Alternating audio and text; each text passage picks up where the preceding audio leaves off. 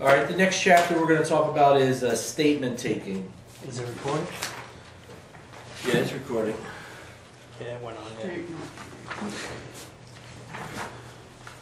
Now, when I go to take a statement, I'm going to typically try to call the person to make sure they're there so that I don't waste my trip. Sometimes, though, I need to do a cold call. In this business, in the private investigations business, you work by the case. You're getting paid by the case. So if you can go out one day and do a surveillance and then on your way home stop by someone's house and take a recorded statement or a statement about what happened in an accident, you know, you're making money. You're making more money that day. A statement can pay you $250. Your surveillance that day could pay you $250, so you have a $500 day. If you're working for yourself, an investigation that day could pay you $500, and the statement could pay you $350. So always trying to do as much as you can in a day is very important. Now, depending on the statement, you know, what type of statements do I take? I could take an auto theft case. I could take an auto accident case. I could take a burglary case. Anything that's insured. If someone breaks into your house and steals all the contents in your house, your homeowner's policy is probably going to cover it. You might have a, you know, $500 deductible, but aside from that, they're going to cover all those lost items. Now, the problem that we have as a general civilization, we tend to exaggerate things. You know, especially when we have the opportunity to present a claim or a loss. The TV that I investigate, the TV is never a Dynex. It's always a Sony. Okay? The code is never a Burlington Special. It's always a Blue Fox. So whatever's stolen in that house is usually always the best of the best. Oh, I had a little camera. You know, the little camera might have been a Kodak camera, but suddenly it's also a Sony camera. So I have to try to keep everybody on the straight and narrow. You know, I pretty much tell them in my opening speech, kind of like this. I say, you know, the reason why we're here is because it's never a Dynex. You know, I do it before they give me a list of the items. So now I'm already trying to save the person who hired me some money. I said because I'm going to ask you, you know, maybe for some pictures from Christmas time with the TV in the background. Or you should have a remote. You know, they don't always grab the TV and then look for the remote. Or a manual that you had for the camera. Or maybe some accessories or the original box. So when they start telling me that they don't have the original box, they don't have any photographs with the item in it, I become a little leery as to whether or not these items ever even existed. And that's just in a homeowner's claim. You know, I get all types of claims. Like I said, I get auto claims, I get personal injury claims where they're at work or a slip and fall in a supermarket. So you have all sorts of different types of kind of fact-finding statements that you're engaged in. Now, I'm not going to sit here and tell you that I know every question to ask on every different type of case. You know, over the 30 years that I've been in business, I started putting together questions for every type of case I ever did. Normally, these questions would come to me from my client. My client would say, usually my client specializes in a particular field, let's say State Farm. They specialize in auto. So when they had asked me to go out and take a statement on an auto accident, I would ask the adjuster, do you have a statement guide that you follow? Because the adjusters take statements too. They take them over the phone. And they'll say, oh, yes, let me fax it to you, or let me email it to you, or I'll send it to you. So over the years, when everybody would always send me their statements, I kept them. And I started putting together a book of all the different types of statements that I would take. And this enabled me then to give a copy of this to my investigators when I was training them and say, listen, you know, this is your statement guide. You're responsible for it. You know, make sure I get it back if you ever leave the company. And I did the same for any type of investigations. I started making an outline for the investigations. So when it came to statements, I made sure that I had an outline for that type of statement. I'd also think a little bit about the circumstances that I was told in that particular case. Because no statement is going to cover every example or every type of case you get. You have to be able to think outside the box. You have to be able to add or subtract some of the questions in a statement guide. So you really need to review the case, understand what the case is about, add some questions, some additional questions that are going to be more specific to that particular claim. Now, I told you I would meet with the person and I would kind of give them a little intro. I would let them know that the questions that I'm going to ask them are pretty standard questions. This is not, I'm not out here to trick them.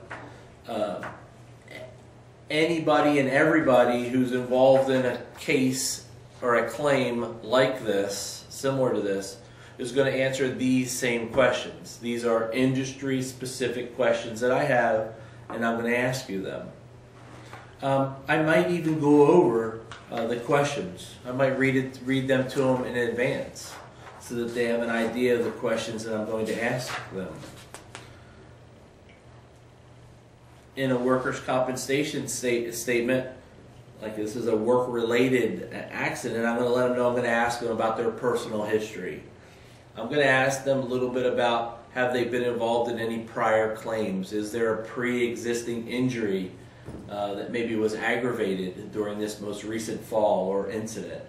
Or have you had previous claims but it's to a completely unrelated part of your body and not associated or not associated with this claim? I will tell them that I have to ask them some kind of personal questions too. I'm going to ask them about their education. I'm going to ask them if they have an arrest history. It's something that most likely is going to be looked into anyway in the future. If the claim is large enough, people are going to, due diligence is going to be done on different levels and someone might look into. And the last thing that you would want to come out at the very end is that you've had an insurance fraud conviction 2 years ago. Now they can state that they're not, they don't want to answer those questions. I can't make anybody answer any questions. A lot of times the statements that I take, I'm taking, the person's freely answering these questions. Now, an adjuster might set up what they call an examination under oath, where they bring the person in, they ask them the same exact questions that I would, but all of it's under oath, and if they refuse to answer those questions, then the adjuster has the power to immediately deny the claim. Because on our policies, it says that we will cooperate with any investigation regarding to verify a claim that we present. It's in our auto policy, it's in our homeowners policies. We waive our rights to just pleading the fifth, saying I don't want to answer any questions that may incriminate myself. That won't work in the insurance industry. You have to answer their questions. You have to cooperate with their investigation, or they're going to deny your claim. Now, does that mean it's over? No. I mean, you can go get an attorney at that point and just say, well, fine, I'm going to go get an attorney. And then it's, something completely different. They usually pay with the attorney. Yeah, everybody pays with the attorney, both sides. So, I came to your house, expected or unexpected. I get out my statement guide. First of all, I'm going to determine whether it's going to be recorded or written. If I show up at your house and it's a very simple thing, like I had a case where we got a claim on a policy that we had, but the policy was really old and it was really old and it was outdated. And so I needed to go, the adjuster wanted to know how this old outdated policy was presented in a new accident. Why was that done? What was the circumstances around that? She's just trying to figure out what's going on.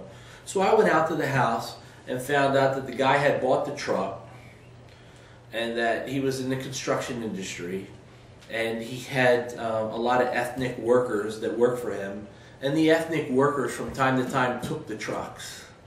And on one of the occasions, one of these ethnic workers took the truck and must have been involved in an accident. He didn't even know it. And being confronted with, do you have insurance, he reached in the glove compartment and pulled out a card that was about 2 years old that belonged to the prior owner of the truck. So he presented that insurance card as proof of insurance. So basically, the truck wasn't insured by our owner. It was an outdated policy. We kind of figured out what happened. So I needed to ask her, do you have current insurance on the truck? And she said no, she doesn't have current insurance. So I knew I wanted to get a statement that just said what happened. And her English was a little broken, and I could see that taking a recorded statement was not going to be a good idea. Nobody was going to be able to understand her. And in a written statement, the investigator writes it. Okay, it's on the test. They ask who writes a written statement.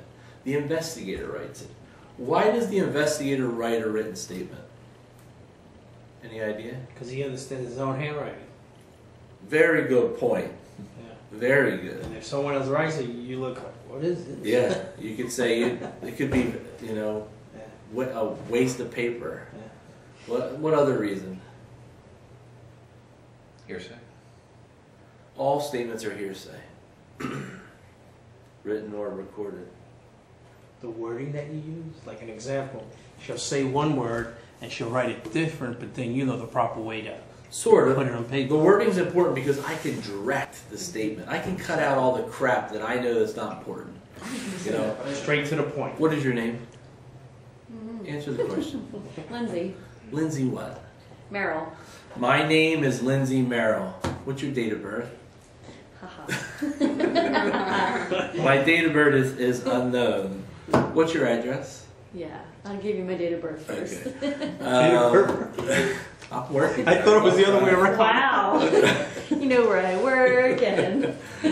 Um, You take it. do you own? I'm not going to use it. Do you own the 1997 pickup truck that was involved in the accident that I just told you about? Yes. Okay. And was the insurance card that I told you about that was in the glove compartment, was that yours? No. Okay. Do you currently have insurance on this vehicle? No. Could you please sign this?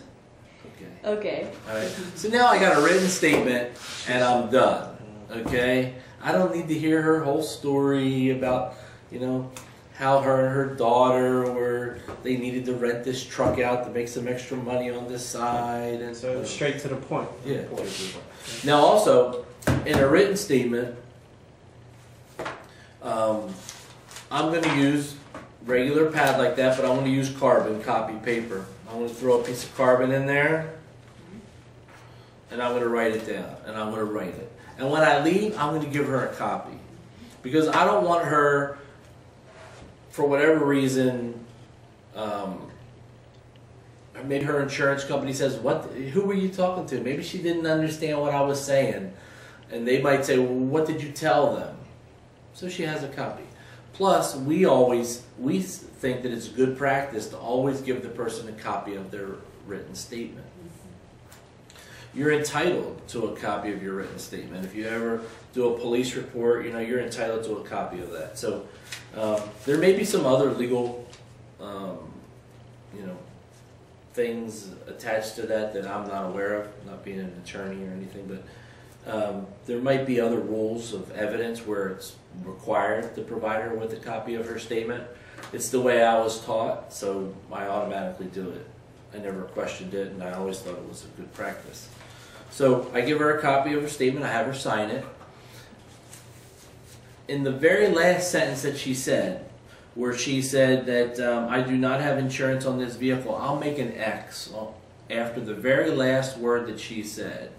I will draw a line after that very last word, not allowing any more space. I'm not spacing it out like a nice letter or anything. I'm keeping everything tight.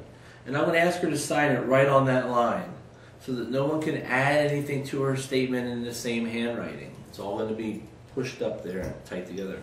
I'm also going to mark it page 1 of 1 and ask her to initial it. There are no other pages.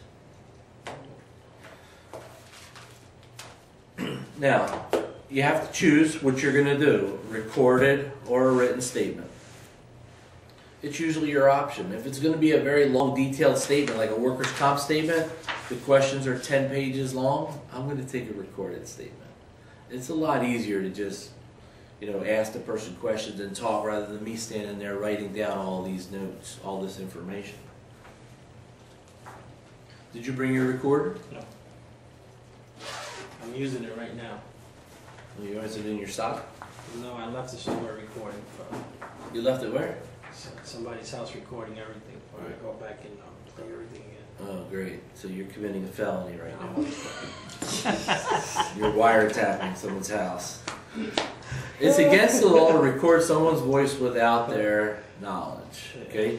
You can't slip this under, the bed and talk to, interrogate your boyfriend or something and use all that information against them.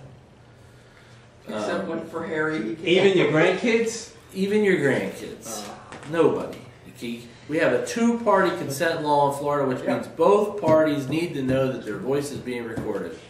That's why when you call on the phone, it says this, this conversation may be recorded for customer service purposes. They're letting you know. If you don't want your voice recorded, hang up the phone. Go visit them in person. I say the same thing to them when Do they you? hang up on me.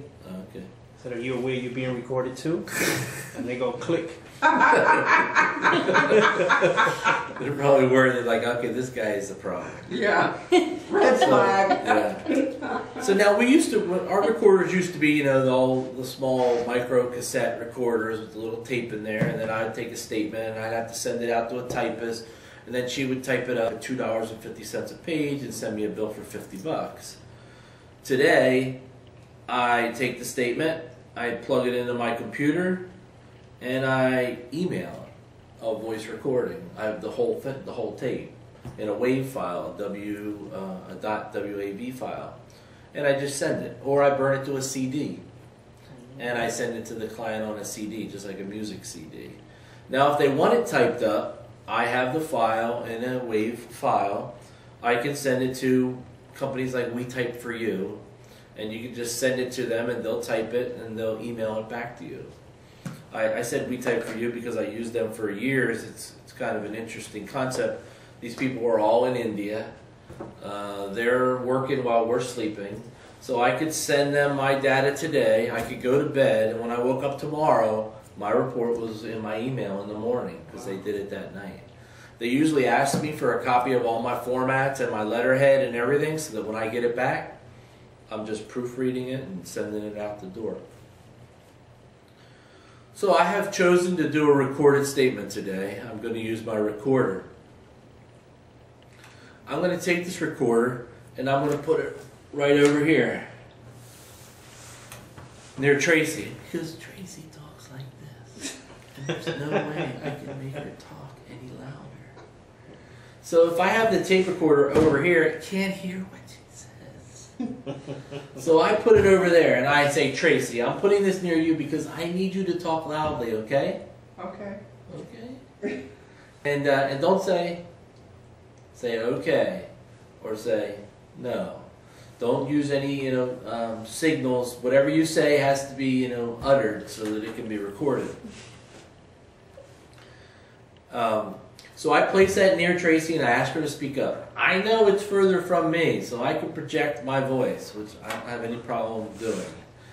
And I will open up my outline. I don't care if you've been doing it for 20, 30, or 40 years. Follow an outline. I don't care what she thinks. I don't care what you think. I really don't. It doesn't matter to me. If you think that I need to use an outline, it doesn't matter. I know that the person who's going to listen to that on the other side, who's paying me, that's who really matters. So I'm going to follow this outline. I'm going to turn on the recorder and I'm going to say, today's date is Friday, October 14th, 2011. My name is John Billick. I'm employed with Claims Resource Incorporated, and I represent Travelers Insurance. I am at the location of Ms. Tracy, what's your last name? Shively, which is 117 South Clyde Street in Kissimmee, Florida. I am interviewing Ms. Shively, who was involved in a workers' compensation accident. Ms. Shively, are you aware that I'm recording our conversation? Yes. Okay. And do I have your permission to do so? Yes. Can you please state your full name? Tracy Ellen Shively. Can you spell your last name? S-H-I-V as in Victor, E-L-Y. Are any of these questions difficult? No. Okay. Kid, do you have any aliases or nicknames? No. No aliases? No aliases. You have a nickname you don't want to tell us. Yeah. Okay. We'll move on. Okay. Unless you... Do you have a maiden name? Is Shively your married name? No, Shively's my maiden name. Okay. Have you ever had a name change? Yes. Okay. You've been known by under a different name previously? Yes, 2 other names. Okay. Could you tell me what those 2 other names are? Fatih, F-A-T-H-I, Uh-huh. and Polite, P-O-L-I-T-E. Okay. And the first name was always the same? Tracy? Yes. Okay. And did you usually always maintain the same middle initial as well? Yes. You didn't ever use your maiden name as your middle initial? No. Okay. Now, when I'm asking her those questions, all those questions aren't in here. You know, they just asked about the name. But if you want to be a good interviewer, you have to ask some of those other questions. You have to pay attention. Because if you just go through here and you ask question after question after question, you're going to miss the opportunity to ask follow-up questions. You have to be a good listener, in other words, to be a good statement taker. You have to, be involved, be interested in what's going on. I went through a statement one time. It was an auto accident statement, and the question was, how fast were you going? And the guy said, I didn't know. The next question was, well, where were you going? He said, to the supermarket. And I went to the investigator. I said, whoa, wait a second. You asked him how fast was he going, and he said, I don't know. Okay. The next question, when he says that, is saying, were you doing 100? And he goes, no, I wasn't doing 100. Well, is there a speed limit in the area? What's the speed limit in the area? He goes, around 25, 35 miles an hour. So would you say you were doing the speed limit? Yes. If I told you, since I know the area, that the speed limit's 35, were you doing 35 or higher? Oh, no, I was doing 35 or less. Well, how do you know you were doing less? Well, I remember that morning there was a crossing guard. The kids were coming out of school, and I had just stopped for the crossing guard. I had just started and then got involved in the accident. Well, shit, my guy went out there when he said he didn't know how fast he was going. He moved on to the next question. So we don't know if he was doing 70 miles an hour in the school zone. We don't have the slightest idea. The question was not answered. And it's because he's not listening. He just wants to get there, get through the statement, and get home. And that's not going to cut it. Just like any profession. If you're there just to put in the hours, if you think people don't recognize that, they do. It's the quality of your time, not the quantity.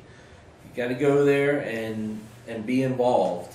So I have all these questions that I will ask Tracy. I will ask her about her employer, her job title, sources of employment.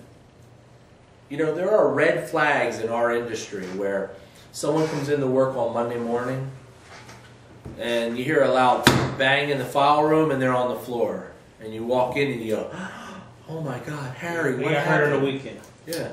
And they go Monday. Always Harry, happens. yeah. Harry, what happened? So, oh man, I just fell, hurt my back. Well, it turns out that Harry likes to play softball on the weekends. He doesn't want to tell anybody, but being just slightly under 40 hours at work, he's not getting health benefits. If the accident occurs at work, he's covered under workers' compensation. But if it's not work related, it's going to cost out of his pocket to go to seek any type of medical attention. So Harry knows all this, and he does the early Monday morning accident. Well, that's a red flag in the industry. It's happened over and over and over again. We will immediately check for automobile accidents over the weekend. See if you're involved in a crash. Maybe you don't have, you didn't have insurance. Try to find out about any sporting events or any activities you have.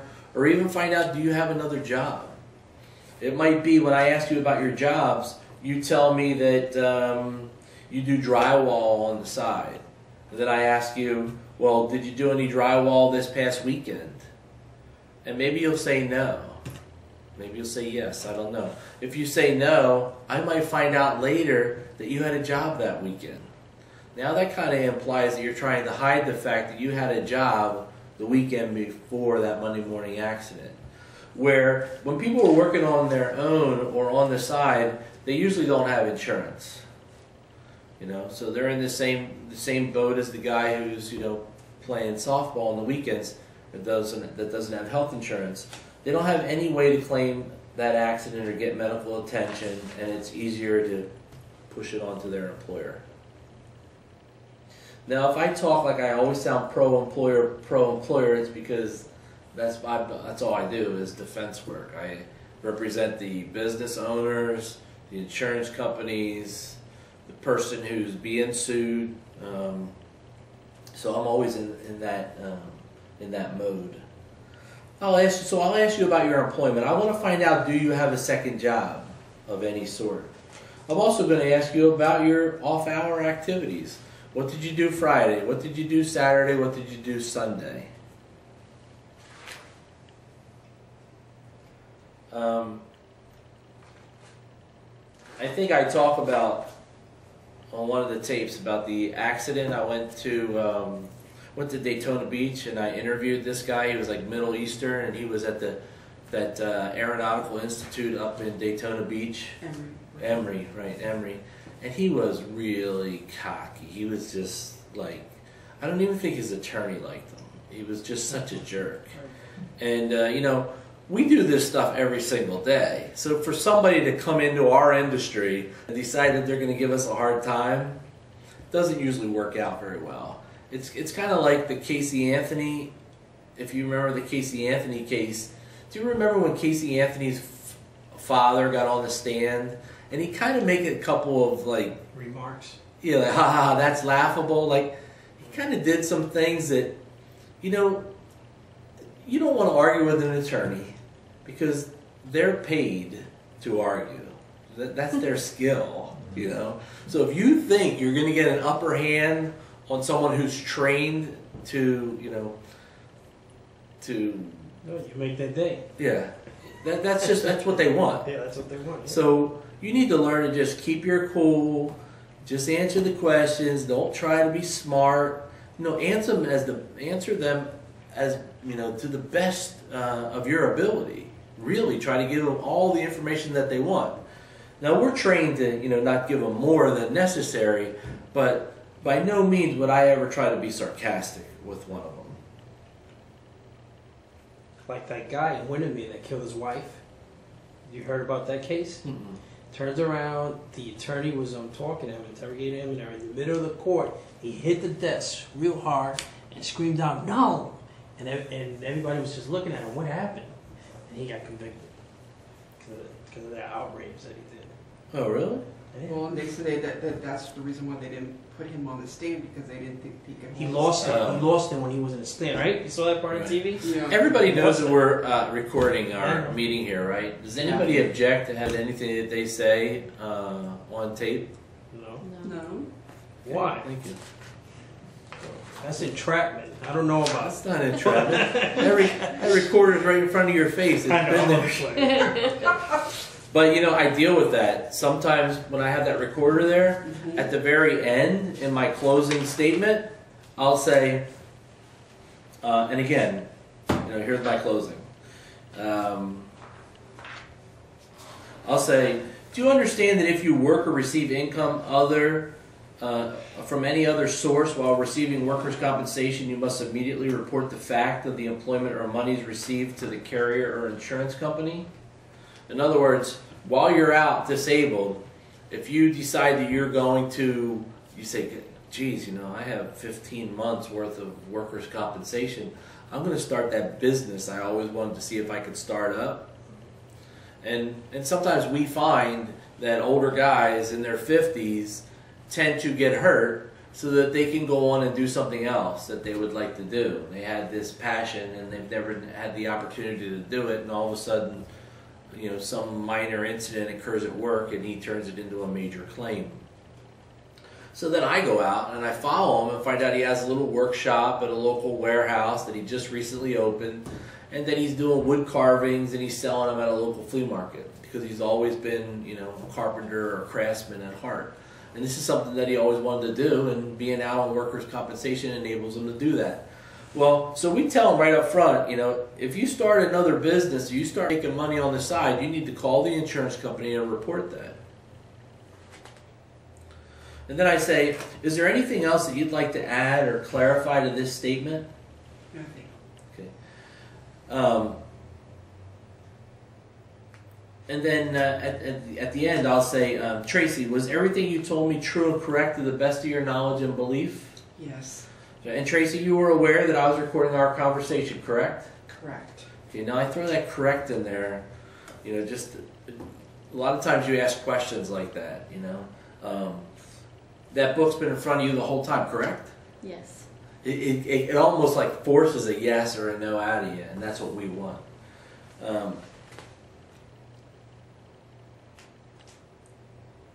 Okay, my name was John Billick. Thank you for voluntarily giving me this statement.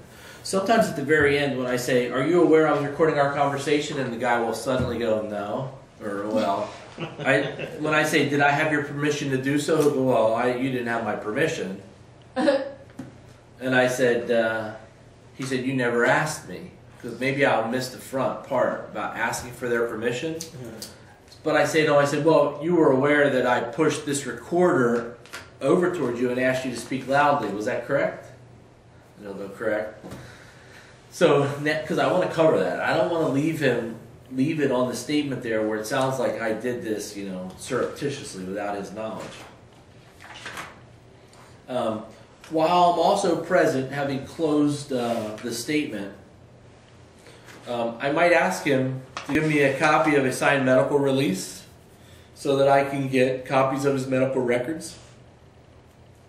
And also one for wage information, because if you're going to be on workers' compensation or you can't work, I have to figure out what your wages were for the last 13 weeks so that I can determine how much money that you're going to be paid. So I'll get those two authorizations signed, try to get them signed immediately. Now, like I said, I have a supplemental sheet that basically gives me questions for a back injury, a head injury, heart attack, heat stroke, assaults, eye injury, dermatitis, coming and going claims, carpal tunnel claims, knee injury claims, or when I'm just taking a statement from a witness. Coming and going claims. When we go to work in the morning, when we drive to work in the morning, we're on our own time. Once we get to work, we're now on our employer's schedule. If your employer asks you to stop and run out and go get something, you're on his time.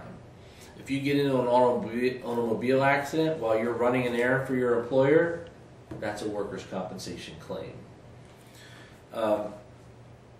Some people drive from here to Daytona Beach to go to work, or from here to Tampa to go to work. My dad used to go from our house almost an hour. He took a train, and people in New York do that same thing. My dad took a train to Philadelphia, almost an hour each way. Yeah, that's what I did. I took an hour and a half on the subway. When I got out, I took a bus. Yeah. Just to get to work. Yeah. In back injury claims, different types of claims will promote different types of questions. They'll ask about, describe the leg pain in a back injury, because doctors can read a statement and determine based on what it is that you felt and how you describe it, how accurate it seems that occurred in that manner. Head injuries, when you're falling, to describe like what particular part of your head was struck, the front, the side, the rear. A lot of times in slip and fall accidents, nobody actually sees the incident itself, They just hear the loud commotion, maybe striking something or falling or what have you.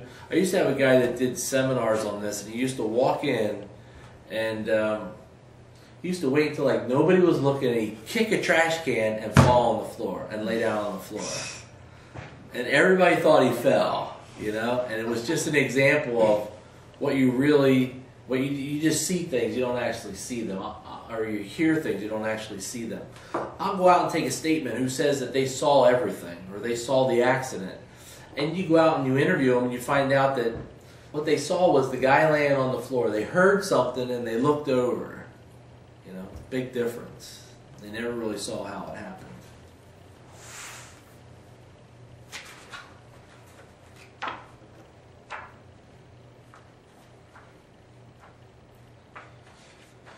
You might find yourself taking a statement, and during that statement, when you're asking them, did anybody else see this? Was there anybody else there? They name other people. And you're going to want to go out and get those people's statements as well. And I try to just keep going from one house to the next house. I'll say, can you call them? Can you tell them that I need to stop by? That I just met with you and you told me, you guys are co-workers? Because if I can get that person to call them, it's a little easier for me then to go right over there and take their statement.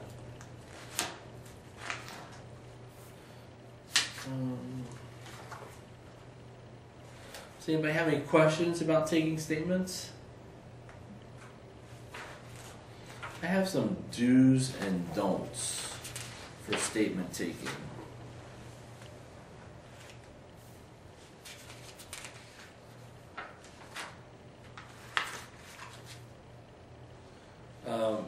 Always try to take a statement in a suitable place for an interview. One of my very first statements, the guy totally worked me. The plaintiff's attorney worked me. He said, meet me at the injured person's place of work, and you can take a statement there. So we got there, and it was a chiropractor's office. And he said, they don't have any place that we can go and sit, so let's go ahead and do it right there in the visitors area. Those people sitting in there. I didn't have a desk. I didn't have anything to set my stuff on. Normally I want to listen and take notes so that I can ask follow-up questions. And I found it was so uncomfortable that I did a really bad job in taking the statement. Even though I was doing the notes, I had kids there, I had people talking.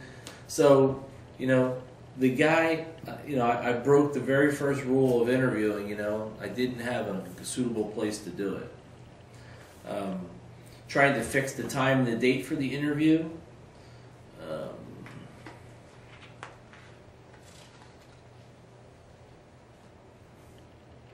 Have the witness conform to your arrangements if possible. Show some consideration for the witness once he indicates he is cooperating. Seat the witness and place him at ease. That's where you let him know some of the questions that you're going to give him. Seat the witness so that the light, if any, falls on him as possible. Show courtesy and politeness towards the ordinary witness. Create a motive for the witness to provide you with information. Assure the witness of protection of unnecessary disclosure.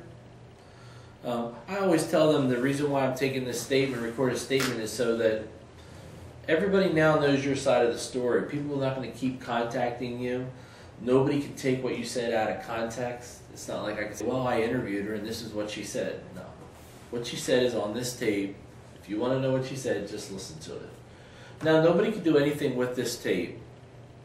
Okay, you can't admit it into evidence. It would be hearsay. Even written statements are hearsay. Now, they're accepted all the time. Both parties may choose to accept the recording, figuring doesn't make a big impact on the case. But if for some reason what she has to say is crucial to this case, they're going to bring her in. They're going to want to cross-examine you and not just listen to a tape that can't be cross-examined. Move that over just a little bit towards you. Keep going. Or just turn it this way. No, the other way. Keep going. A little bit more. That's good.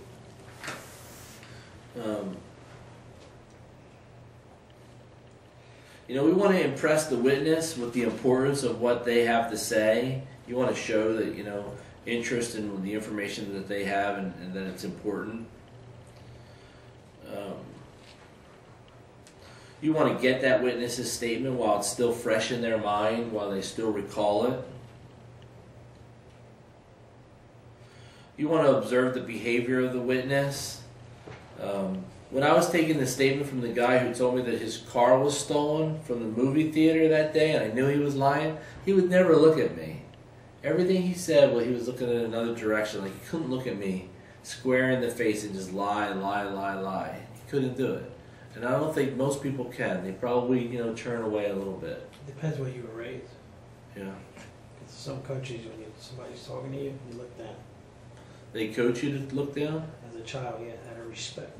Really? You can't look them in the eye. If you look a person in the eye, you disrespect them. Yeah. It is in some cultures, I've heard that too. So it depends where they're from. Mm-hmm. I have to tell my wife that every time she tells me I wasn't looking at somebody. She was, you were looking away. You have ADD. You should always look somebody right in the eyes. I'm going to be his wife. You know, make note of your their contradictions. Make note of your follow-up questions that you want to ask them. Look and see how they're sitting. You know, if they're sitting open, you know, like this, which means they're usually very open and truthful. If they're really tight and closed, Or cold. it means they're cold, or they don't, they don't want to let you in. They don't want to tell you everything. It's a defense It's mechanism. body language. Yeah. So the eye contact means a lot to me. I look for that. If you make a promise to a witness, you know, you should keep those promises. Like if you say that no one else is going to come out and call them, or if you need any additional information, you just call them on the phone and get it.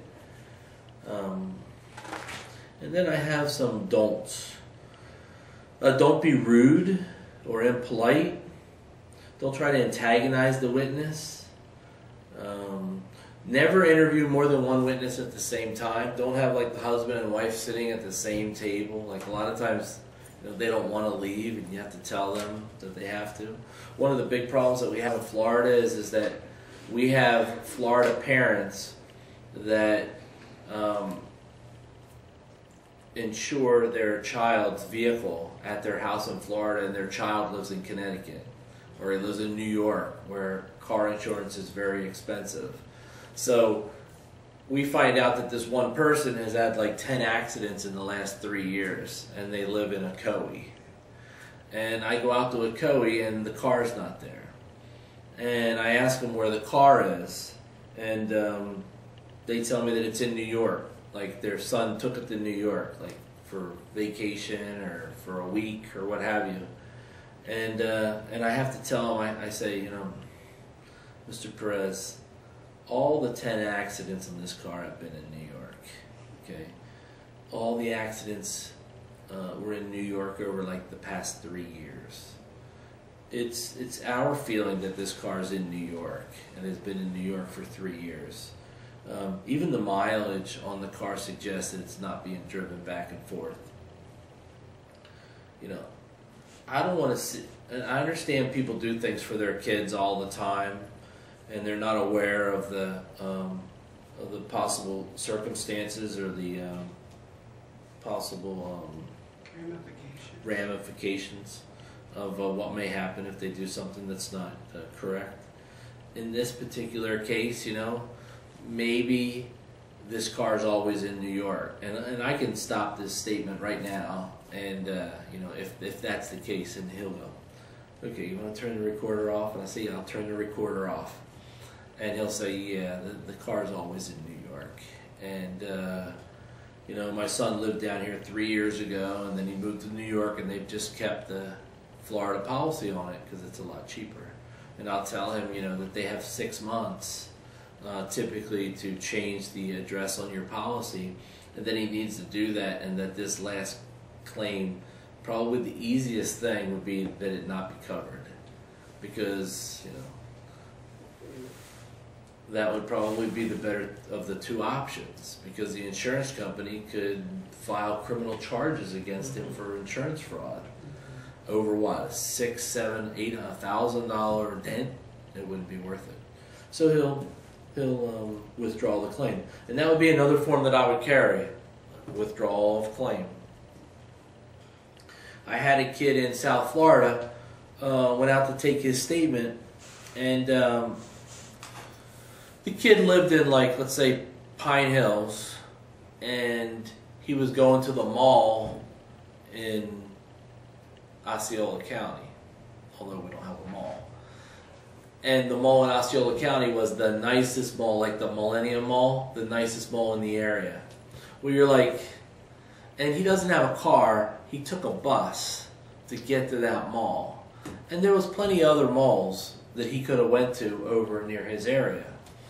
Now, he claims that this was like the first time he had ever been to that mall, and while he was at that mall, he slipped and fell in the men's bathroom and hurt his back.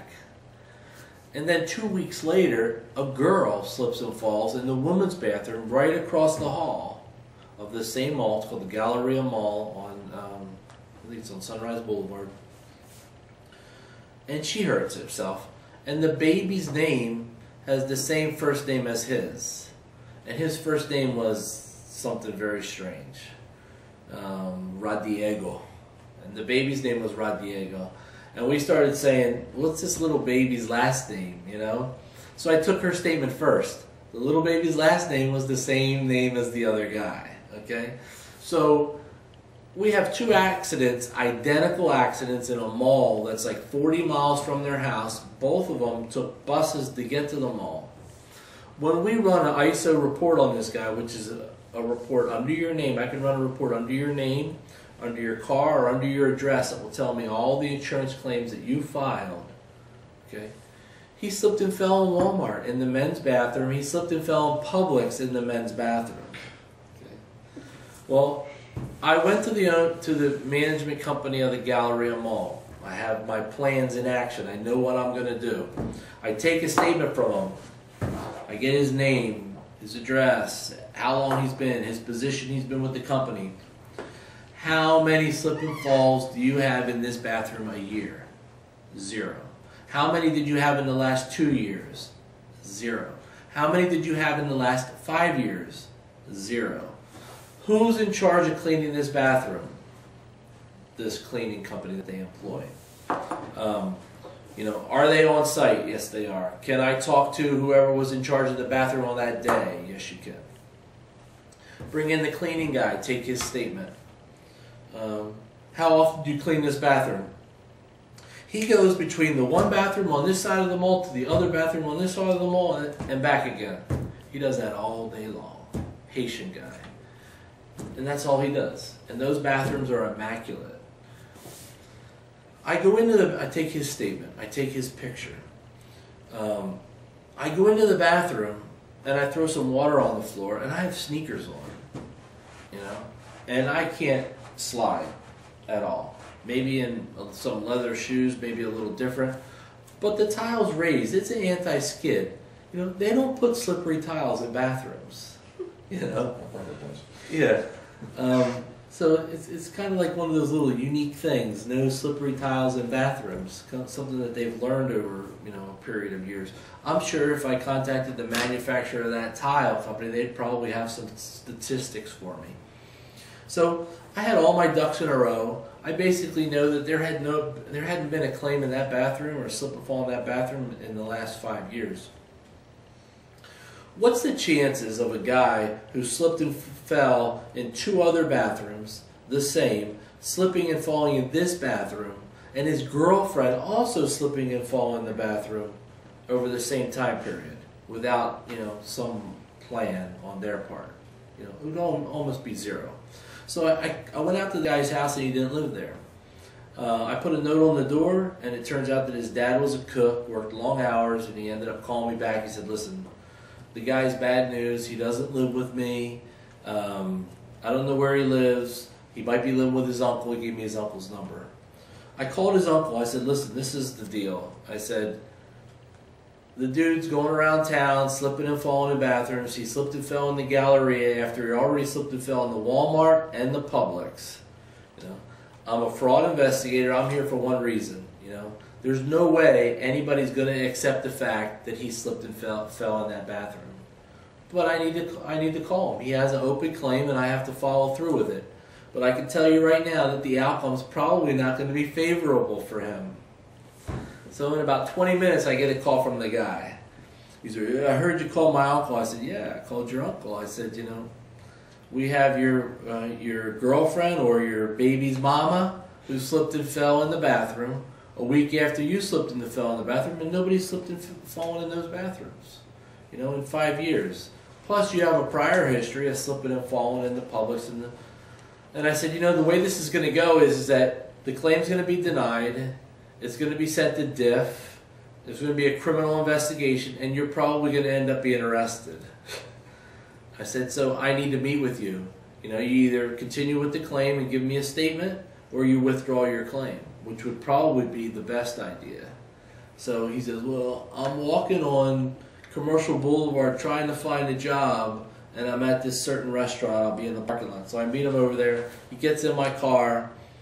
I ask him if he wants to give me a statement or to withdraw the claim. He says withdraw the claim. He signs it. It's over and done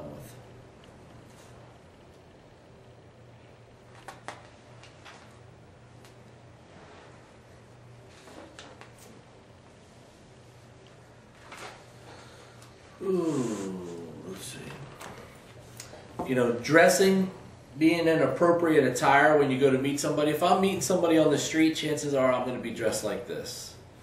Collared shirt and a pair of shorts, because this is how I spend most of my days. I'm in the car all day long.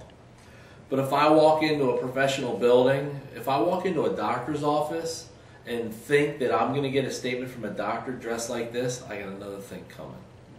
You know, the doctor's going to see, you know, he's not going to like that at all. He's going to want to see me, you know, dressed in nice pants, nice shirt, maybe even a tie, just out of respect. So, dressing appropriately. I like Obama. Obama don't wear ties. What's that? The president. The only president only never wears a tie. Oh, he doesn't wear a tie? Sometimes he doesn't. I can't tell you how many times I went out to take a statement and I didn't check my batteries. You know? That happened to me yesterday.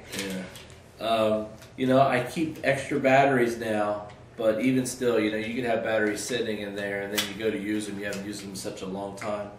You know, don't keep batteries in your item, you know that. Keep the batteries out of them. They're going to last longer. Keep them in the freezer. Yeah. In the freezer, they still do that? Keeps them fresher a little while longer. Wow, I didn't know that. It's important that the person know that there's going to be some repetition in my questions. You know, I'm going to ask the same questions a couple of times over again in different ways. You want to see if you get a different answer. Or if it sparks, you know, something on their part. They don't realize that the first question is designed to try to find out one particular thing, and they answer it a different way. Then you ask the same question but in a different manner, and you get a different response. Not a different one because they were lying the first time, just they answered it different, and that might disclose information that you didn't previously have.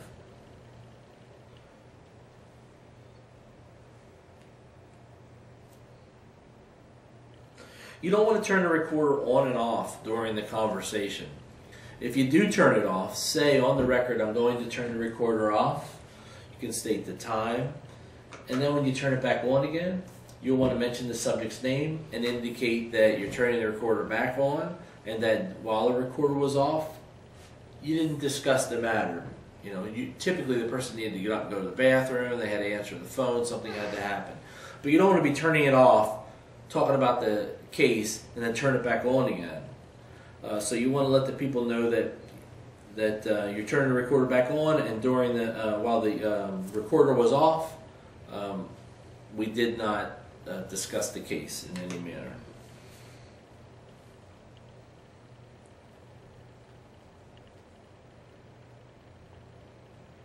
it says if the recorder is turned off, you must ask your subject if he or she, did we discuss anything or was anything mentioned while the recorder was off?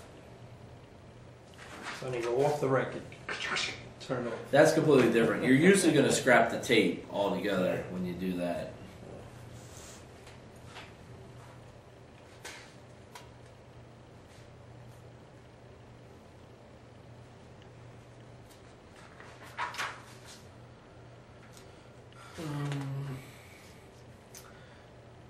As soon as you're done, you know, try to transfer the file immediately to your computer and mark it. Because, you know, you can have it in your recorder and you can get out there and you never know, you might lose your recorder. I've had surveillance tapes that I didn't mark. When I had 2 or 3 of them, I wasn't sure which was which. You get busy, so you have to remind yourself of organizational tactics or techniques that you can use to try to keep yourself organized. Take that, put it in your computer right away, give it a name at the file, you know, Tracy's statement. And I had worked a full week in Miami. I was in like Calle Ocho on 8th Street, down right smack down in the heart of the city, and I was staying in a hotel. I had like two regular cameras. I had I think a beeper camera, small beeper camera. I might have had a similar hard drive camera. I think I had a total of 7 recording devices in my car at that time. And I had finished a whole week of work. One of the cases, the woman put a ladder on the side of the house, went up on the roof, and where she had hung Christmas lights and stuff, I think that she had removed them or something, and she was repainting the wood, fascia, all the way around the house. And that night I went to go eat at like a Denny's, and then I stayed right across the street at a Days Inn, right across the street. And I remember at Denny's all my stuff was like out, and I was like throwing blankets on top of it, kind of hiding it. I went to the hotel, and I was so tired I went to bed. Next morning I woke up, all my windows were busted and all my stuff was gone. In the car. Oh Yeah, that's normal. Yeah. That's normal. Somebody had seen my camera equipment, knew I was covering it up, and you know, I know that I should take it out of the car. It's just that I take care of everything. you get in such a routine, and sometimes, you know, you're working from dawn to dusk, and you just, like my car right now, it's got 2 cameras sitting on the front seat, it's got a bunch of stuff in it, and it's everywhere, you know, and unfortunately that's kind of my problem, that everything's everywhere. I don't like to keep it all nice and neat, but you know, you have to pack it up, you got to bring it in every night, and you have to make sure that that you don't lose it. So it's that easy. I mean, how difficult would it be to lose this thing? Sitting on your car seat, you open the door, it falls out. You're driving with the window open, you take a curve. Yeah, Boom! across the front. So you got to learn to back stuff up. Any questions about statements? Come on, give me some questions, guys. What happens if you get somebody that gets aggressive and the interview is over? So this interview is over. No?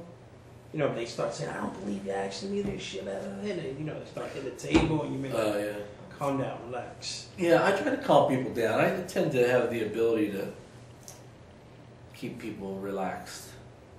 Because, you know, we study patterns of behavior, you know. That's what private investigators do. We know, you know, we can figure out what type of people you are, and maybe the best way to relax you. Plus, it's like, do you go to the mall and you sit and you watch people? I mean, you guys wouldn't be here if you weren't those type of people. You know? I watch everything. You look at their shoes, you look at their pants, you see how they're dressed. You pretty much can look at somebody and kind of figure them out, or you immediately classify them somewhere in your list of, you know. That's what I do every day. Yeah. And everybody in this room does that, or you wouldn't be here. The person working in the theme park. What's that? It's one of the perks of working in the theme park. Yeah. I do that at Disney too. Yeah, when I'm at Disney and SeaWorld, Yeah. I just sit there and people watch. Now, if you do it at Walmart, that's kind of crazy. That's kind of weird. The people of Walmart, have you seen that website? Yes, it's terrible. Oh, I know. It's a website? Yes. Yeah. Because I do it at Walmart. Uh-huh. And in the parking lot too. Well, I've there's actually no. dressed up on purpose and went out. I didn't get to the Walmart, but I went out to the grocery store. My cousin was taking pictures of me Oh, you just for dressed fun. just to Oh go to yeah, just Walmart? all wacky and. Right. Pajamas. I had pajama pants on, and then I Yeah. had like a dress over it. Yeah. You ever been there at 3 in the morning? You probably. Yeah. 3 in the morning, it's all empty, couple of people here and there. Go ahead and cut that. Push that red button on the back.